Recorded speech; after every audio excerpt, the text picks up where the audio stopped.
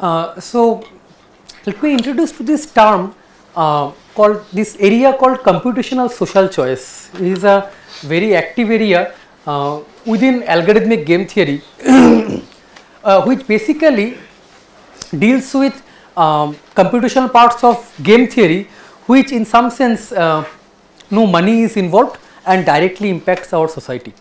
So major topics here is voting, next matching under preference. So any kind of matching problems, so all the matching problems that we have studied so far, yesterday, today, even kidney exchange, they are all matching problems, but different kind of constraints and different kind of preference. A donor will donate only if the patient receives, that is also a preference in that sense. So broadly matching under preference, this is another very big theme. Another big theme is fair division. You have say some number of objects, suppose they are say indivisible or divisible, there could be two things. So if they are say indivisible and you want to distribute those objects among some people, how fairly. Now what do you mean by fair? That opens up Pandora's box and many things are studied. So sure. So Pallavi was telling that she offered a course on computation with name computational social choice, and people did not show up much. It was not so popular. Then she renamed the course algorithmic game theory. Then people flooded. So this computational social choice is this sort of area. So we have seen a fair bit of matching. Now in today's lecture, here this lecture and post lunch, we will see voting. So what is the basic voting setup, voting framework?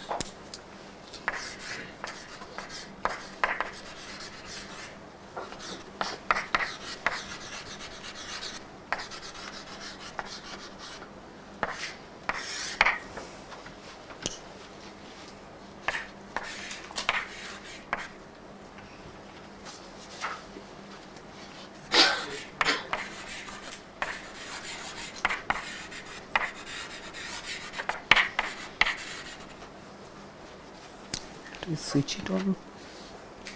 Each having a preference, which again let us assume ranking now for the time being, but it can have various other kinds of preferences over this set A. Then there is the two possibilities. One is we have a social welfare function,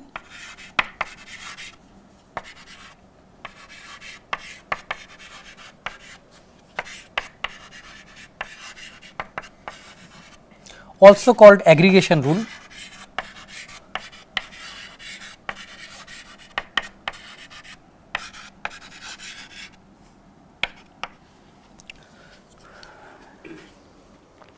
Say let us denote it as F, which is by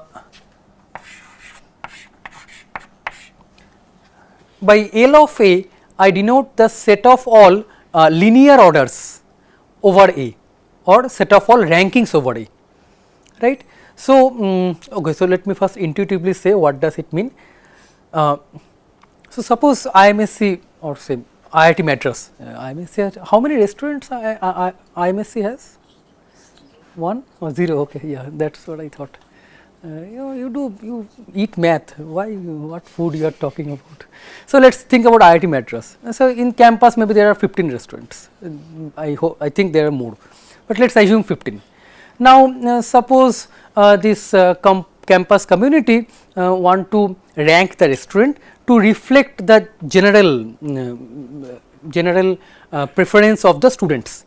So each they can do a Google form, circulate a Google form and ask every student, say rank these 15 restaurants as per your view, right. So these guys got this ranking of every student, ranking of these restaurants. Now they have to somehow aggregate this ranking and output one ranking, right, which ideally should reflect the collective preference. that is this function. So, what is the input? It is the ranking of all voters. So, each voter. So, let us have some more thing. Number of voters is say n and number of alternatives is m. So, the input is n many rankings. So, this is the cross product of LA n times. And what is output? Output is also a linear order. By linear order you mean Rankings, permutation, ranking, linear order. Yeah.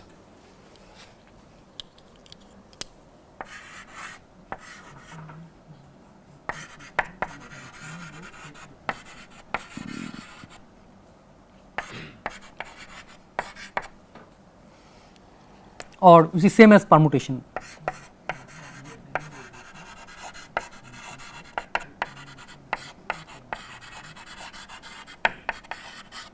Ranking, complete order and so on. I have just used linear order because this L, that is it. Okay. But again the best or most popular restaurant, you can give it a award.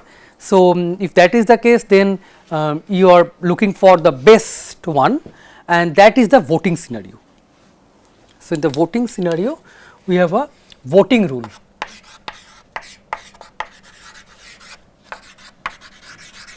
Usually denoted by R,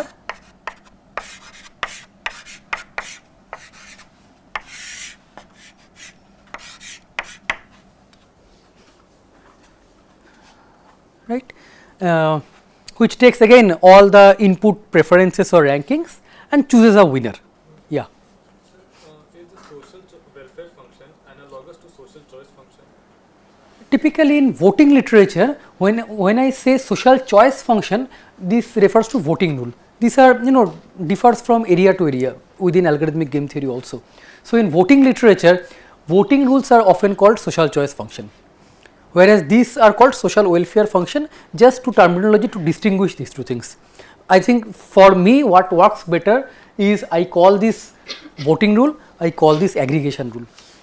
It is like aggregate the preference and so you can say aggregation rule also.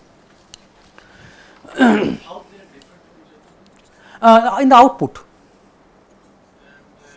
here the output is a ranking, here the output is one candidate who is the winner.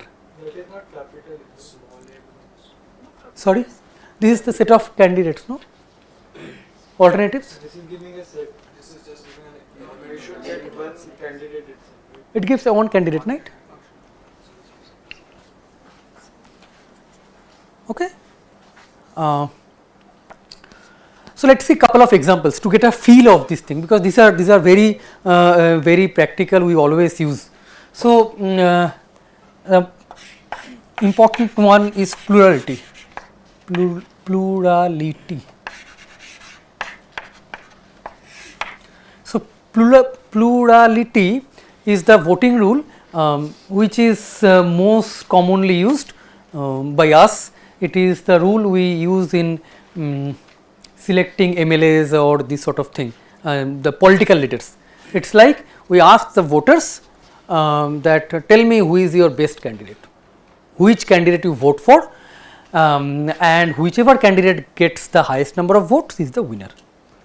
So, if I say in this terminology, then whichever candidate appears at the top position most frequently is the winner.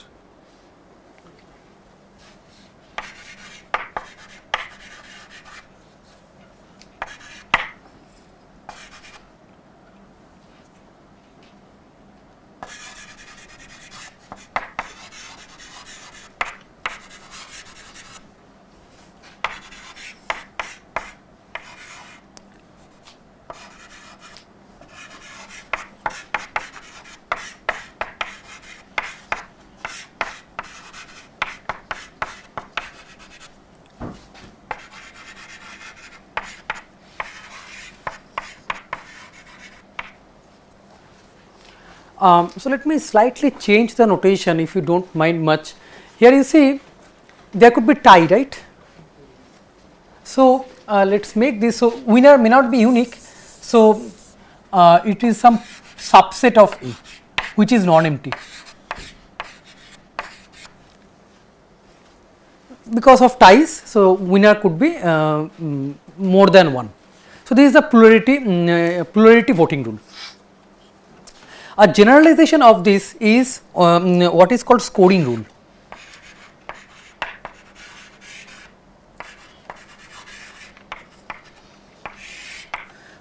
So what is scoring rule?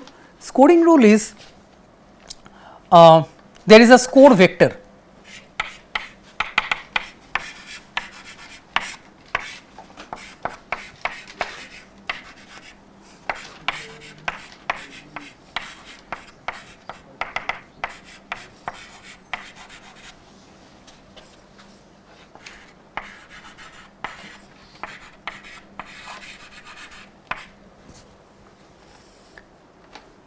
Where for every vote, every preference which may looks like say A1 over A2, AI gets a score of alpha I.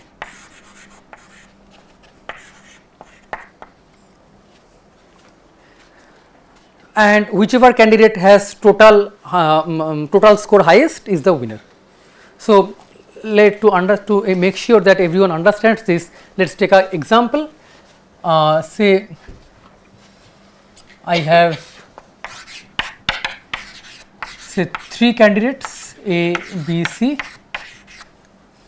and alpha equal to say 3, 2, 0.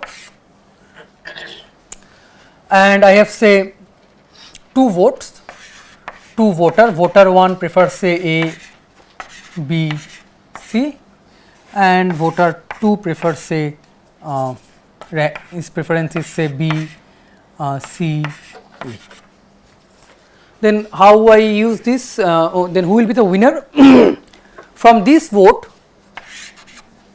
A is the top candidate, gets a score of 3.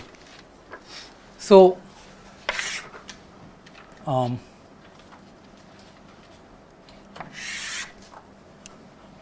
A, so the score of A is, from here it gets 3 and from here it gets 0.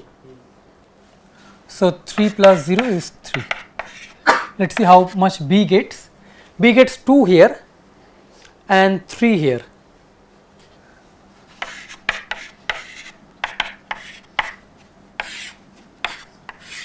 And C 0 here and 2 here. So, the winner is B. Okay, is the scoring rule clear to everyone? So, if I have say 100 voters, I will add score each candidate gets from every voter, adds up, whoever is the highest is the winner. So these numbers are just arbitrary, right? This is given. We can No algorithm, I am just defining a voting rule. So, for every different tuple I have different voting rule. no one wins through plurality, right? No, both A and B wins, right. So, they are tie. So, do you see that plurality is just this vector, right. Plurality is just this vector.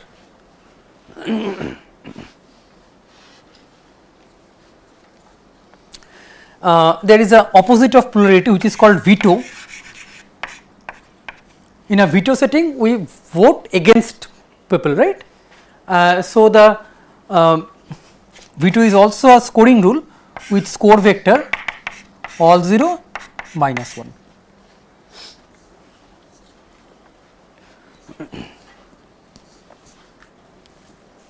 So, it is winner is decided based on plural. no. So, each vector gives different voting rule. So, if you change the voting rule, winner will change. So, the same set of elections, the same set of preferences, the plurality winner may be different from some this alpha winner, and if I change some other voting rule, the winner may change. Sir, in the veto, so what is 0 and 1? Is 0 in favor of the Sorry, mean veto. What is 0 and minus 1? What is What is 0 and minus 1? theorem minus 1? 0 and minus 1. Oh, it basically says that, you know, if the candidate for every vote, so let's compute veto score A, B, C. So A gets 0, 0 and minus 1, so 0 plus minus 1. So A is minus 1 and C is minus 1, B is 0. So B is the winner. See from this point of view, right? So whatever the numbers come up here, those scores will get assigned and get added. I'm not understanding the difference in result it would generate from vetoes. This is a very good, take it as a homework, or we will discuss. Give so I will discuss many voting rules. Pick for every pair of voting rules, find a set of input, set of votes where the winner will be different. And you know, these there are instances where this has been used by person at authority who has power to choose the voting rule. For every voting rule you can have a news media kind of proof, no, this is the best thing. You can give a speech, yeah. This one? This one? So let us say, suppose I have three candidates, three alternatives A, B and C, and the score vector is 3, 2, 0. Every score vector defines a voting rule. And suppose I have these two votes. So let us see how this scoring rule based voting rule picks the winner.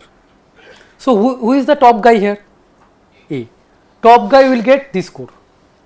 So from this vote A gets 3.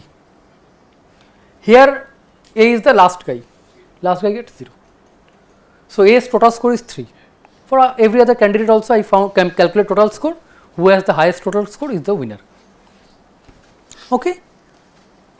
So plurality, veto, and here is another very important, widely used, many of you may have heard, which is called border. In the border voting rule, the vector is this.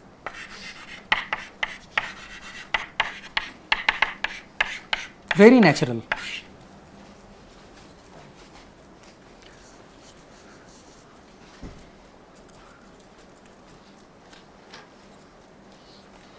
So the score that any candidate gets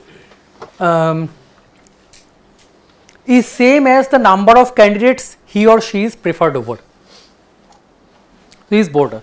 So again, yeah, as he asked, so construct an example of votes where border winner and veto winner is different, border winner and plurality winner is different. For every pair you can do. There is nothing to understand. This is same as scoring rule. So scoring rule with this score vector. So every scoring rule defines a different voting rule. Every score vector defines a scoring rule, and for this score vector, that particular scoring rule has a special name called border. For this score vector, that particular scoring rule has a special name called plurality. For this vector, it is veto.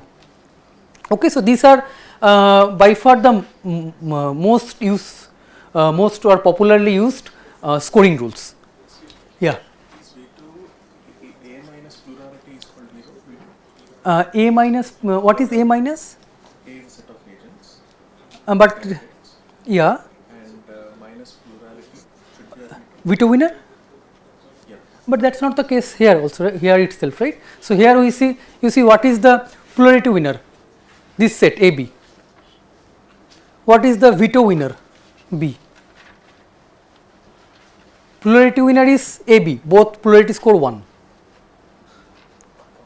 but veto winner is B. Yeah. Good.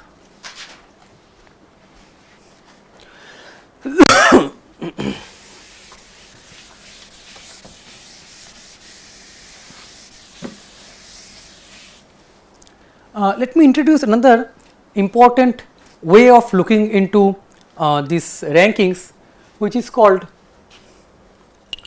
weighted majority graph.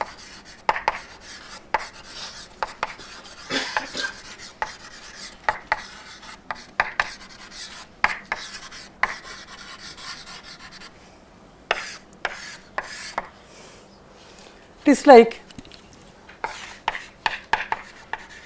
given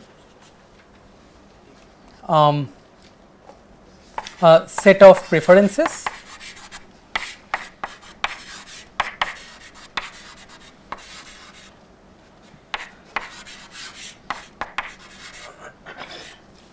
So, given a set of preferences, I will define a graph on the set of alternatives. Define a graph on A. Now, what is the so the vertex set is A, and what is the H set? So, if I have say two candidates or alternatives x and y, I just focus on these preferences restricted to x and y. So, suppose k people prefer x over y. I just look at how x and y are placed. K people prefer x over y, k voters, and rest n minus k voters prefer y over x. Now, there can be two cases, either it is a tie k equal to n by 2. If it is a tie, I do not put any age, that is a tie. Otherwise, one beats other. If I head to head one beats other, and I draw an age from the winner to loser. That means more than 50% of the voters prefer x over y, that is the meaning. This is the case when k is greater than n by 2. More than 50% of the voters preferred x over y. Okay.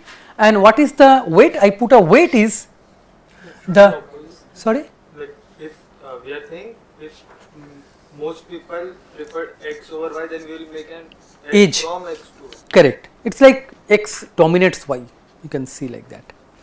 And the weight is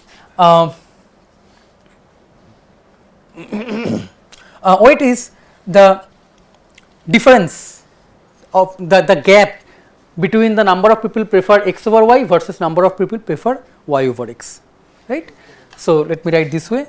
So, weight is Okay, minus k minus bracket k minus this here 2k minus n,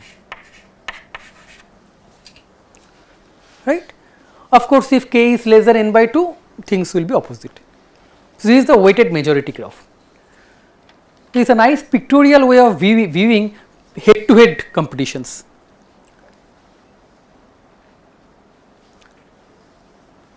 Okay. Can this graph has cycle?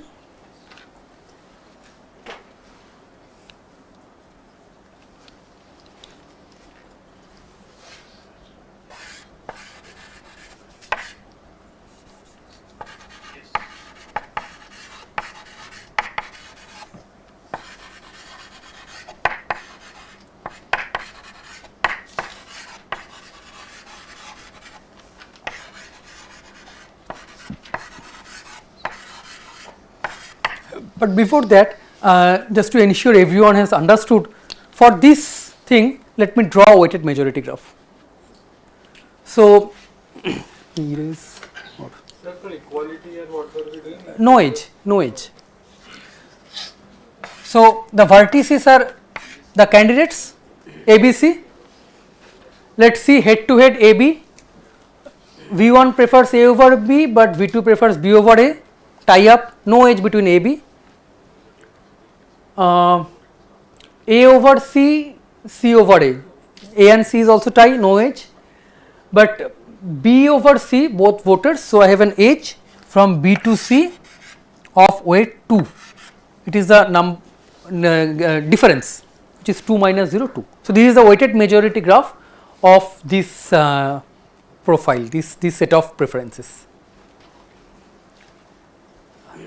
Okay, is this clear how I am constructing this weighted majority graph?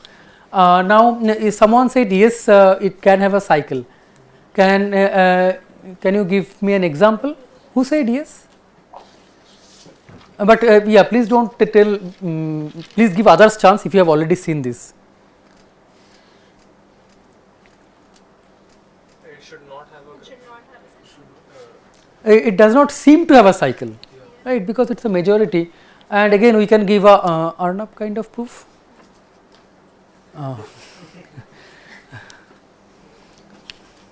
Which makes sense.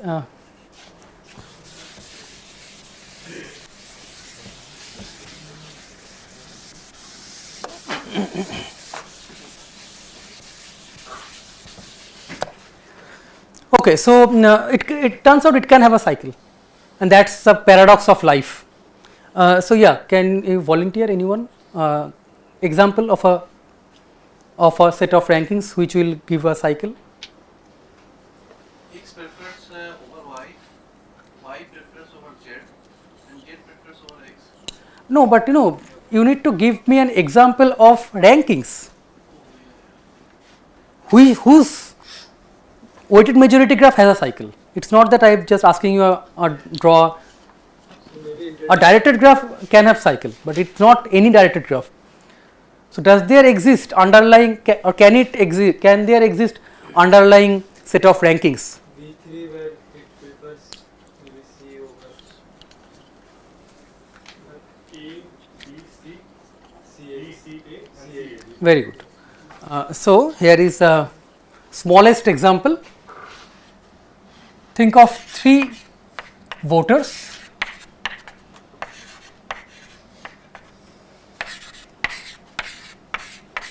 Just do a rotation, shift right or shift left, whatever.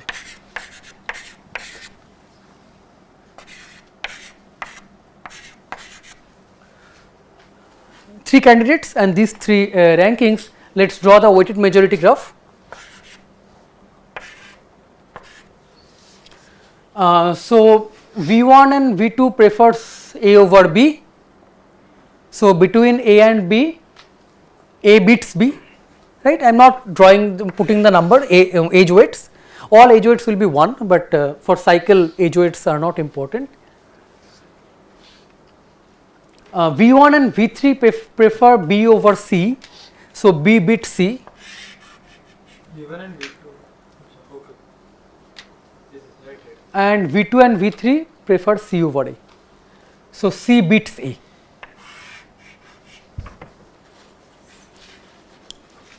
Okay, if you want larger cycle, you can extend this example. If you want a cycle of length k, have k candidates and k voters, same thing will work, will give you k cycle. This sort of thing, as she told you, it does not seem. So this thing is called, this was observed by a French mathematician and philosopher called Condorcet. Sure, this pronunciation is wrong, but that's fine. I will tell it Condorcet. French guys also can't pronounce Indian names correctly. You can say that pronunciation wrong. So that is called, and this is called Condorcet paradox.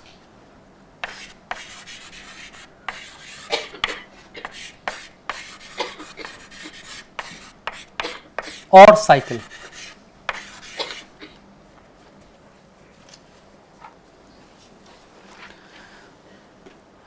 Okay.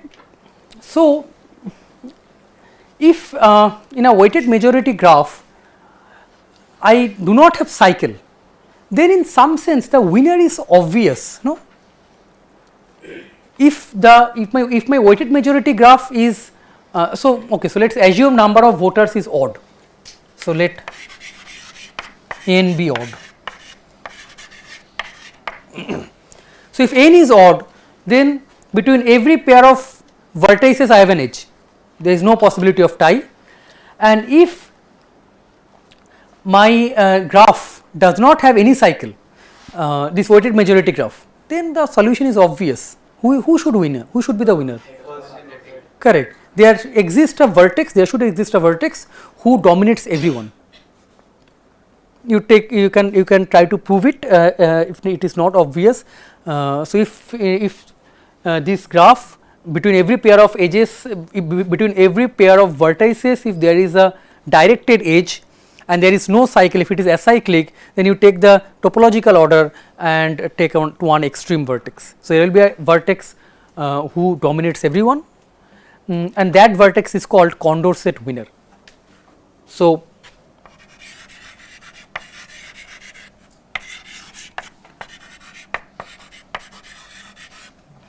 Condorcet winner is or an alternative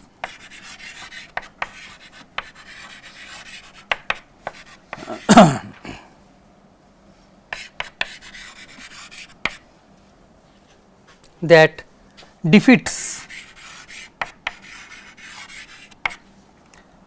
everyone else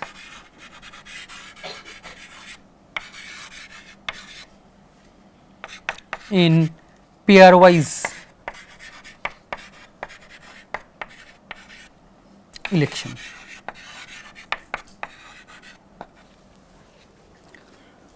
Now, a reasonable property, so a Condorcet winner may not exist because it can have a cycle. I may not have a vertex or a candidate which defeats everybody, but a reasonable thing to expect from a good voting rule is that if in the input rankings, if there is a Condorcet winner, that should be the winner, right? Is it too unreasonable? Makes sense, no? So prove that irrespective of doesn't matter which score vector you take, it is not does not satisfy this property. Yeah. So a desirable property of a voting rule is, if in my input set of rankings there is a Condorcet winner. Who is a Condorcet winner? Who defeats everybody in pairwise head to head election. Then my voting rule also should pick that guy as the winner, which seems reasonable. Prove that none of the scoring rules, this is a class of voting rules, right? Because if you change alpha, you get different voting rules. So it does not matter what alpha you pick, none of the scoring rules satisfy this Condorcet this property. This property is called Condorcet consistency. Let me write.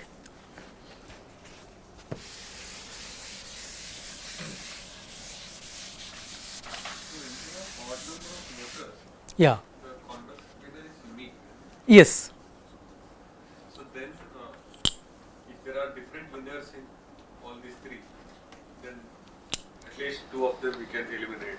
No, here I am working with even number of voters. So let me write Condorcet consistency.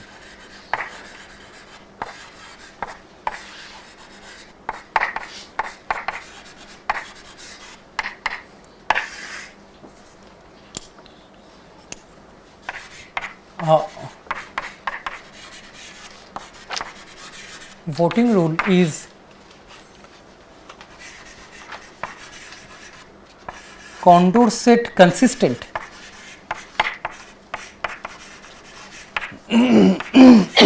if it outputs the Condorcet winner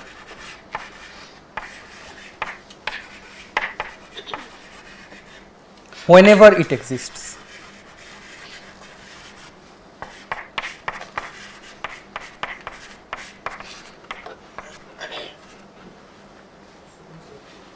Yeah. Can we say that if Condorcet cycle does not exist, Correct. then we'll have a Condorcet winner? If the number of voters is odd. So it will be if and only if condition also. Yes. And then you were saying to prove that the three scoring rules that we have, they don't No, give Condorcet. I am asking you more. It does not give me any alpha. This vector, of course, it should satisfy this condition. For any scoring rule, we won't get Condorcet. So prove that no scoring rule is Condorcet consistent.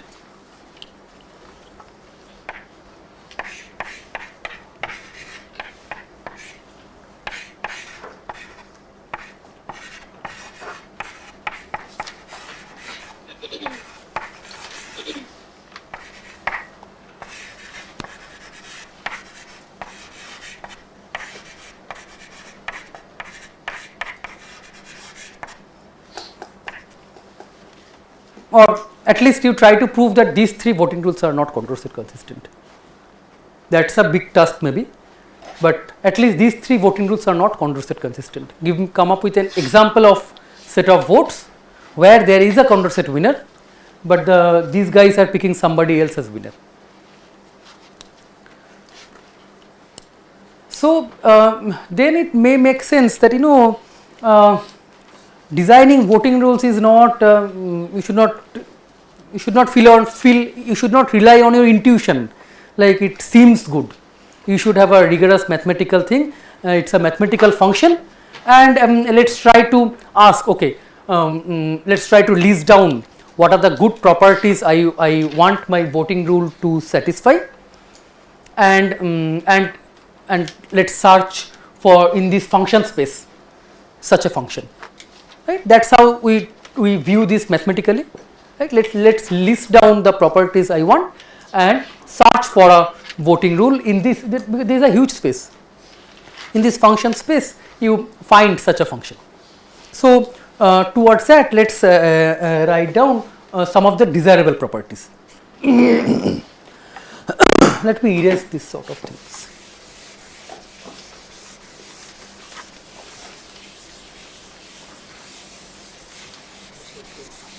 Why cannot n be even? No, n can be even. It's just that this is just okay. So n can be even also. So it's just that if n is odd, this graph has between every pair of vertices there is an edge.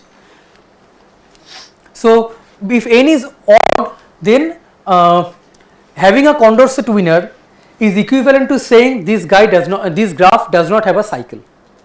If n is odd, I may not have a Condorcet winner, and the graph may not have a cycle also. Can you give me an example?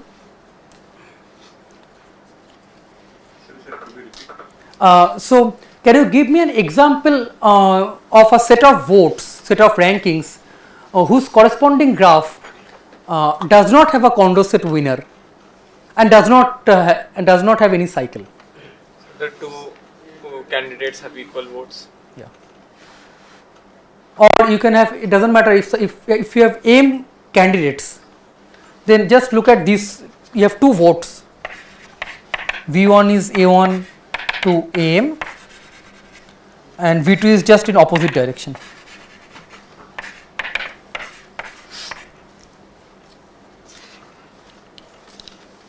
Right? Yeah. So this, if you draw the graph, this is an edgeless graph. The weighted majority graph for this profile is edgeless graph. It does not have a cycle, but it also does not have a Condorcet winner, and but the candidates are not bad. They are not losing also.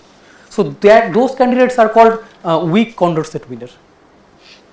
They don't lose. Weak Condorcet winner, weak. If they don't lose, yeah. But let's not go into it. Yeah. Okay. So what we will do now is list down some basic properties, and let's see, we will find out whether there is a voting rule which satisfies these properties or not. The first property, you decide whether it is basic or not, which is called unanimity.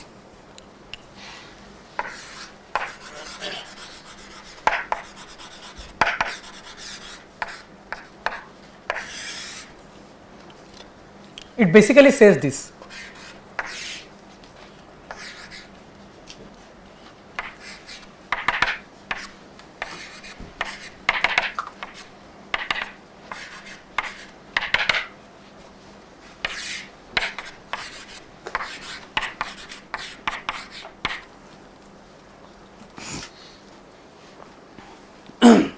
it says that if you have a candidate that is most preferred by all the voters, then that guy should be the winner. Is it too much demanding? Makes sense, no? Okay.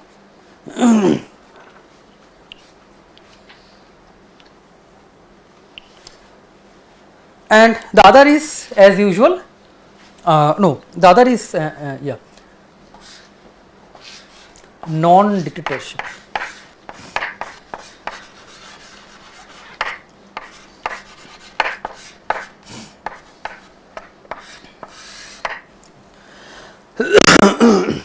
So what is non-dictatorship? So to understand non-dictatorship, let's understand dictatorship. So whatever is not dictatorship is non-dictatorship. So let's write dictatorship. That's easier to define. So dictatorship is there is a voter is called a dictator if the winner is no, not him. He is a voter. His top choice.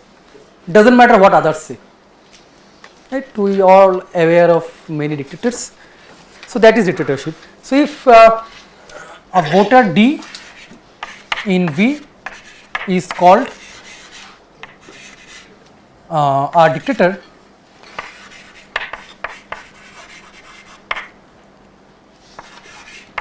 it's not director, dictator. R, say A, doesn't matter, and this is the minus D. By this I mean the preferences of other voters except D is A for all E. Okay, so dictator's top choice is the winner, irrespective of what others mean. So what is a natural desirable property could be that there should not be a dictator. Okay. So a voting rule is called a dictatorship if there is a dictator. It's a property of voting rule. Voting rule is called non-dictatorship if there is no dictator. Natural? So, how do we read this? Like you have written R belongs R bracket. This is D's vote, dictator's vote, and this is this think of like S minus I. These are the rankings of other voters except D, all voters except D minus D. So for this input, the winner is A, the top choice of dictator. Should we also add for all? Yeah, you write meaning for all. How many for all you want, you write. So basically, you have understood, right? And output should be separate, probably like singleton A also. Yes, that's what I am saying, right? Equal to A. Singleton A is. Singleton A. Oh, you want to write set? Yeah, correct. You are right. Correct. Here also. Nobody else. That's it.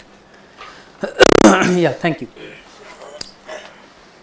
And on top of this, if you are asking for the standard requirement of strategy proofness, then it already seems that you are asking too much.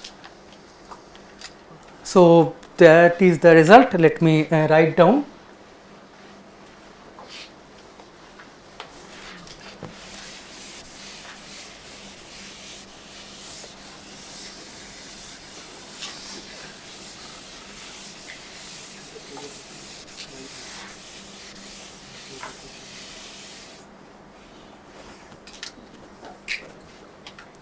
So this is called, this is a famous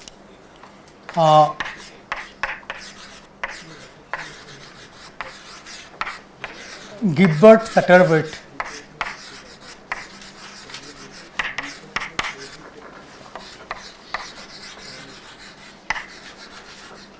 theorem.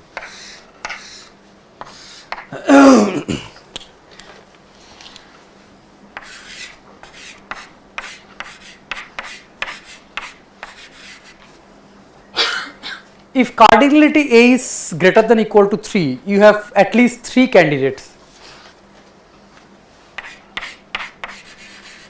Then there is no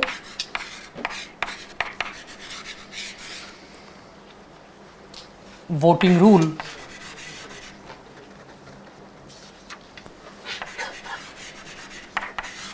which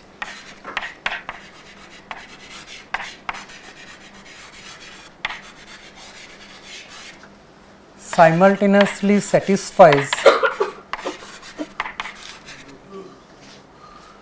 3 conditions. The first condition is unanimity.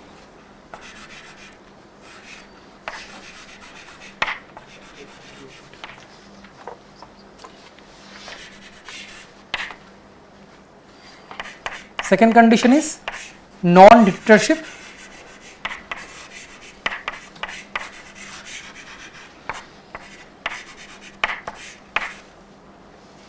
And the third condition is strategy proofness.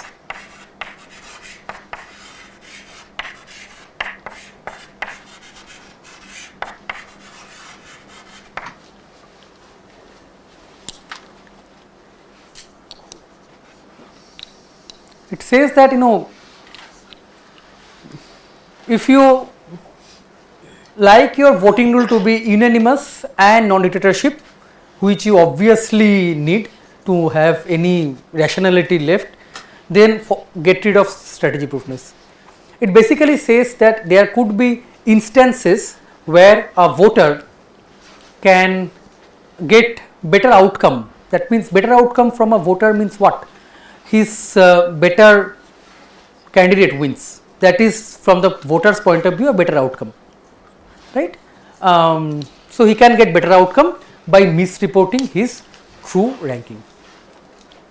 Okay, so this is the Gibbard-Satterbert theorem, classical result, and all this this assumption is required with two candidates. If you have only two candidates, the most natural one, say the plurality, satisfies all three conditions: unanimity, non-dictatorship, and strategy proof. Okay, so you prove it, easy, but you can prove also that for two candidates plurality is the best one.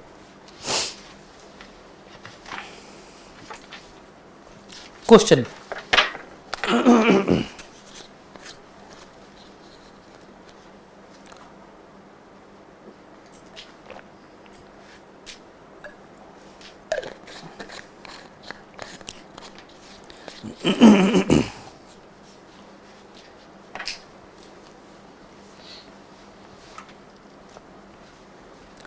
Okay. So there is again a corresponding theorem for the social welfare functions or aggregation functions, that is called Arrow's theorem, for which again Arrow got Nobel Prize. You should work in economics. You should get Nobel. You will get Nobel Prize.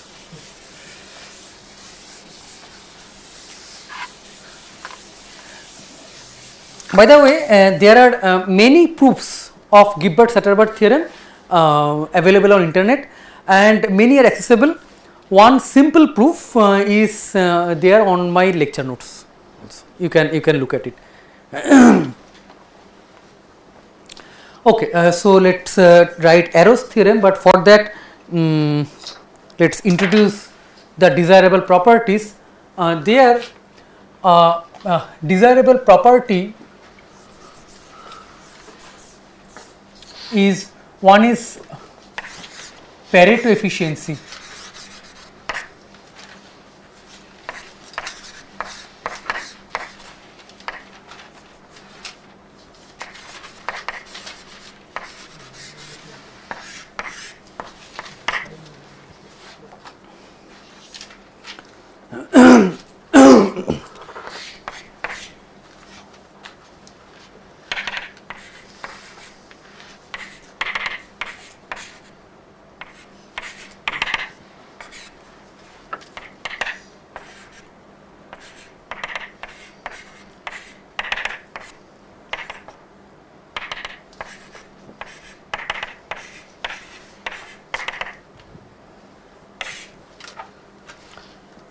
It says that for any two alternatives, if it happens that all voters prefer A over B, then in your aggregate ranking also you should A should be preferred over B.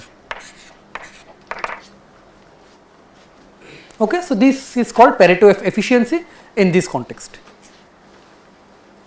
Seems rational and obvious to me. And the second one is IIA, independence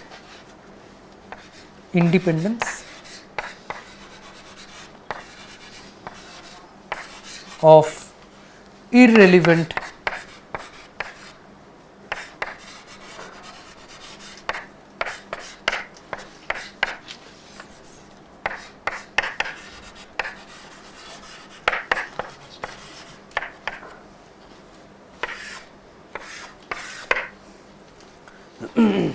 This is for all A, B, and maybe some other for all you add.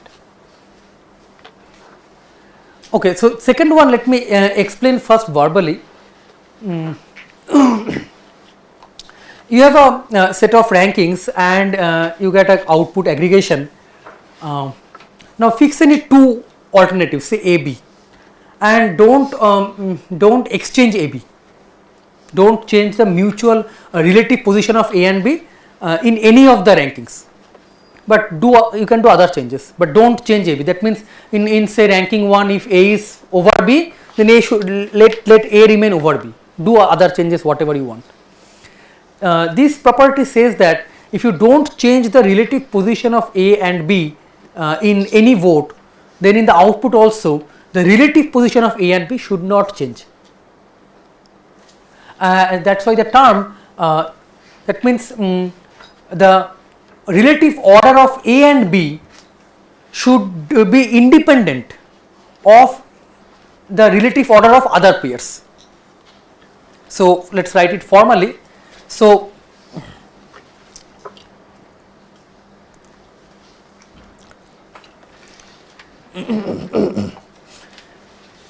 for all profiles S1 to Sn and P1 to Pn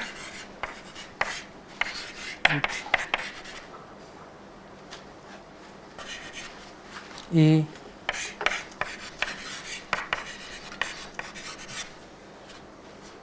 preferred over B in Si if and only if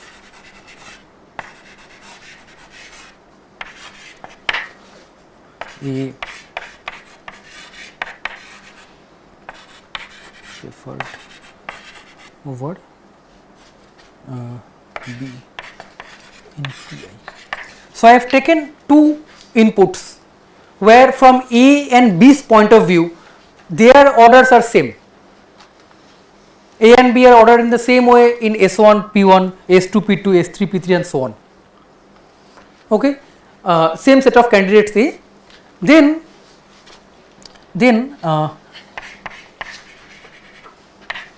if A, no, let me write this way, A preferred over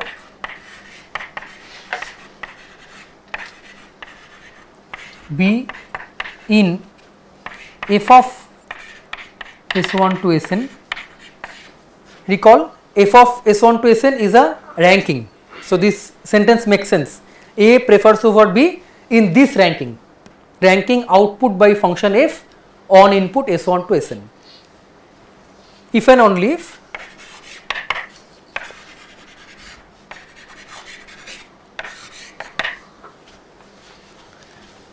A preferred over B in if P1 to Pn.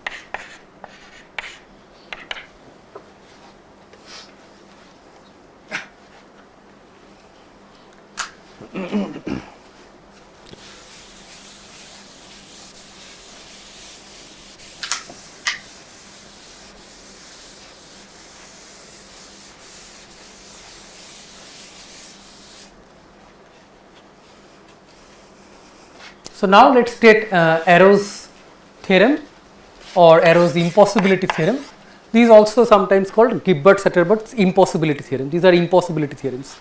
Something don't exist.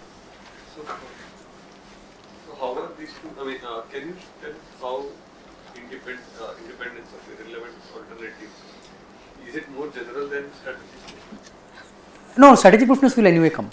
So let me just write Arrow's theorem.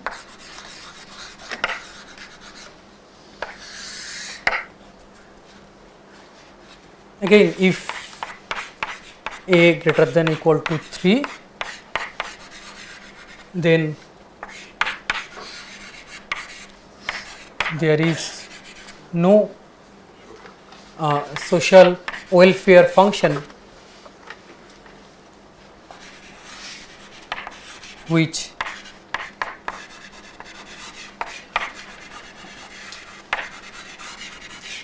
simultaneously satisfies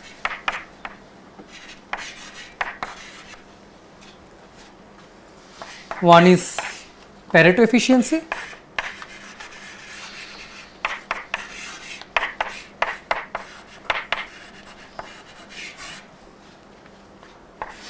second is IIA, this property,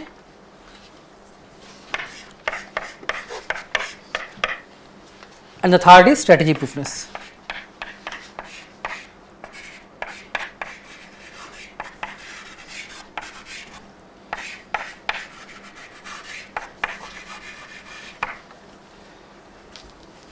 Okay.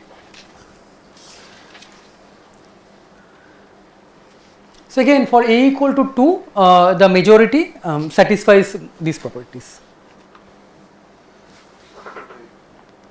So There's nothing about dictator.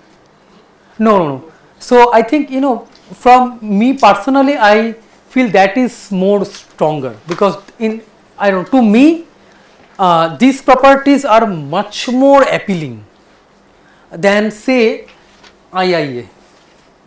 Okay, it makes sense, but but this is Arrow's impossibility theorem. It just but there is no notion of dictator here. Yeah. In Arrow's theorem, yeah. For case two voters, Yeah. the mace. No, two candidates, Mace theorem, correct. Sorry, two candidates. The Yeah. majority rule satisfies. Yes, And the output of the majority rule satisfies that. correct. So, but you have to take the majority rule in the right spirit. Here, the majority rule outputs the ranking. Yeah. They are the winner. Yeah, that yeah. So since we're doing two different techniques in the minority, how you just want that, why you say one is stronger than the other? Oh, no. It just feels to me, just my personal, it's not nothing proved, because they are two different incompatible framework. These are different function spaces, not mathematical thing. It just feels to me personally that these are much more, I don't know, fundamental. I definitely don't want dictator. And unanimous, if all voters, there is some candidate who is everyone wants, then he should be winner.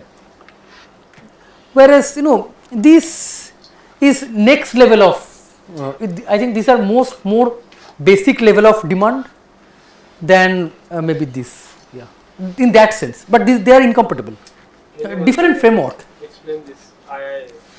Yeah, it says that if you take two profiles on the same set of candidates and same number of voters, and two candidates A and B are ordered in the same way, in S1 and P1, same way, S2 and P2, if you just look at A and B, then your social welfare function F should order A and B same way in these two profiles. So that's why the name, that the relative order of A and B in the output should be independent of other pairs. That is the name. Yeah. Okay. Yeah. So, so with Arrow's theorem, so let me now let's focus on this part, and that means voting part. So from now, no aggregation. Let's focus on voting. Before that, any question before I erase this thing? Sir, I didn't understand that S1, that's it. Oh, it's like, if you have two profiles, it's a condition. It's a property that a social welfare function may satisfy, may not satisfy. What does the property say? If you take two profiles where, if you look at AB, two candidates AB, suppose A is preferred over B in S1, then A should be preferred over B in P1 also. In S2 also, the order of AB is same as P2. That means if you just focus on AB, or in some sense in maths term, if you project these profiles on candidates AB, then they are same profile, same tuple, they are same tuple. If you just focus on AB, then it says that these are two different inputs, it has two different output. So it says that if just focus on AB, then the outputs also should be same, projecting on AB. Any other question before I erase this thing? Just traditionally, is there another version of aerosol possibility that where there is Pareto efficiency, IIA, and non-dictatorship? No. So it's basically, I think the main all these impossibility results. The main question comes into this strategy proofness. So I want strategy proofness, and then how much I can get. So as far as I know, I do not know of any such result with say Pareto efficiency, IIA, and strategy. Correct. Yeah, non-strategy. But this is not just one version. There are other versions of, you may sometimes you can read, you can get Gilbert-Satterberg theorem where this is replaced by onto. These are equivalent in the proof. Yeah. So can you give an example of a function where the orders of A and B are same, but in output they are different. Like B is preferred over A. Yeah, take it as a homework for scoring rule. Scoring rules, if you play, no, it will happen. Because depending on A and A is preferred over B by one position or many positions, their scores will differ much. So for scoring rules, very easy to get this sort of But thing. if all the scoring rules are set of positive numbers, so for that will it satisfy Pareto efficiency? Yes, it will satisfy Pareto efficiency. So all scoring rules will satisfy Pareto efficiency. I think again you can prove, because from every vote A gets at least as high score as B, so on. Yeah, you had a question. Yeah. What is the difference between Pareto efficiency and IIA? Pareto efficiency says that if every voter prefers A over B, then output also say prefer A over B. So if I have a social choice function, social welfare function, which say if every voter prefers A over B, but in the output is B over A, that is perfectly fine, maybe perfectly fine for IIA, because IIA have pairs of inputs, but that is not fine here. Any other question? So what people often use to deal with this, there are a couple of ways. One is restricting the preference. Don't allow voters to have all kinds of preference. Now, does it make sense? Freedom, democracy, tum kaun ho bolne wala? So we'll see in post-lunch session some reasonable assumptions and settings where it makes sense to assume that voters cannot have all possible n factorial rankings, all possible m factorial rankings in some sense. We will see. So that is one way, and in that, so that is called domain restriction. We are restricting the domain of voting rule. Domain of voting rule is not that LA to the power n. Now, why it makes sense, where it makes sense, we will see, but that is one of the popular ways that people have used to get around these impossibility results. And the other is what computer science has proposed, is that okay, let us have some voting rule. For example, all scoring rules, all the voting rules that we have discussed today, they satisfy unanimity and they are non-dictatorship. So what this GS theorem says is that they are not strategy proof. This is another tutorial question. So for every voting rule, find an example where there is a voter who can manipulate. Manipulate means misreport her vote and get better guy winner for him. So all those voting rules is not strategy proof. Actually, this theorem says that any sane voting rule is manipulable. That is called manipulable, not strategy proof. But then computer scientists ask, okay, what if the computational task of manipulation is intractable, NP complete? So what again computational social choice people delve into, they took various voting rules and ask this question, that what is the computational complexity of manipulation? What is the computational question then? That given a bunch of votes, rankings, ranking of for the manipulator also. So manipulator can know if he reports truthfully who is the winner, because the voting rule is also known. So the question is, does there exist or can manipulator compute another ranking which he or she can report which is wrong, so that some better guy wins? That is the computational question, and we will see for many. So this is one question, and various other questions have been studied in computational social choice. Okay, so let's see those things after in the post lunch session.